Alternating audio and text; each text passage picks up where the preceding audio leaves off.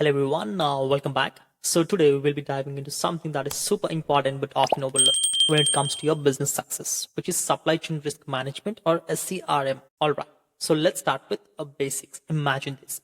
Every piece of your tech you own, whether it's your laptop, smartphones, or even apps you use, none of these stuffs made by just one company. It's the whole ecosystem of manufacturers, suppliers, and service providers work together. Think of a company like Apple, Dell, or even Amazon. They're usually the ones doing the final product or final assembly. But when you break down the tech, there are hundreds and thousands of smaller companies providing the components, parts, and services. So how do you know these companies are trustworthy, secure, and not going to mess the things up along the way? That's where the supply chain risk management comes into the play. So here's the deal.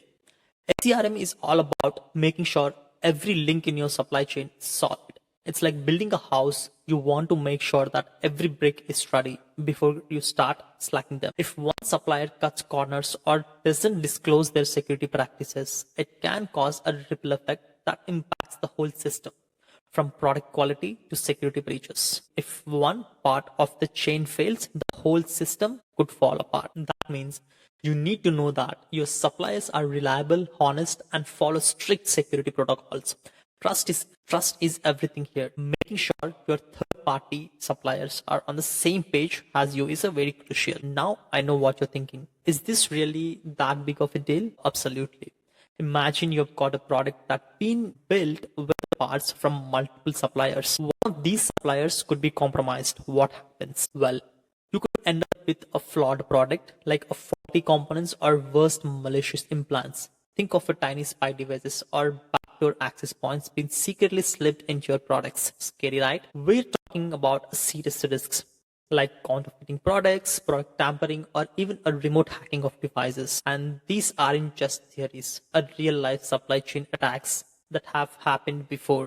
Alright, now that we have established why this is important, let's talk about how you can manage these risks and protect your business. The first step is to access your supply chain. This means looking at every part of your process and asking, are you using a just-in-time supply model? That means materials arrive right when they are needed. But what if there's a delay?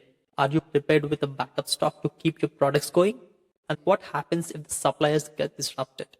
Can you quickly switch to another one without impacting your operations? The goal here is to understand how vulnerabilities in your supply chain could lead to issues in your final product. You need a contingency plan and you need to be ready for anything. But it's not just a one-time thing. SCRM is an ongoing process. Even once you have vetted your suppliers, you need to keep monitoring and assessing them.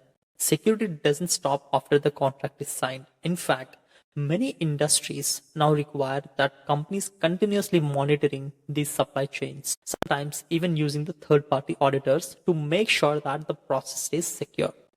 It's like having a security guard for your whole supply chain.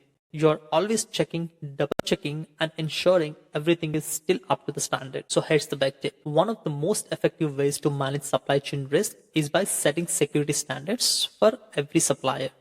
Think of it like creating a checklist, whether it's for hardware, software, or services. Make sure that every supplier meets or exceeds your security requirements. For example, when you're working with a cloud provider, you need to define your service level requirements first and make sure they are part of your contract. It's all about making sure everyone is on the same page when it comes to the security and ensuring that these expectations are documented in contracts like SLAs, which is service level agreements.